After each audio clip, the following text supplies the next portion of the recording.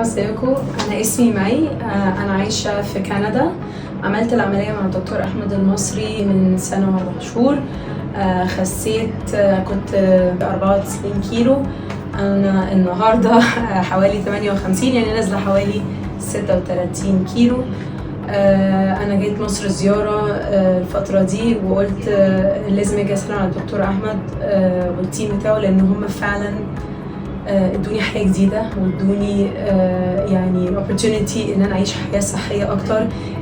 وعملت كل متابعاتي اونلاين في الخارج، ده كان السبب الاساسي اللي خلاني اختار عياده الدكتور احمد المصري ان انا اعمل معاه.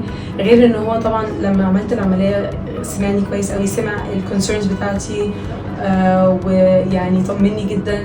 وانا يعني شايفه ان ده كان احسن انفستمنت انا عملته، ان انا انزل اعملها في مصر مع الدكتور احمد المصري.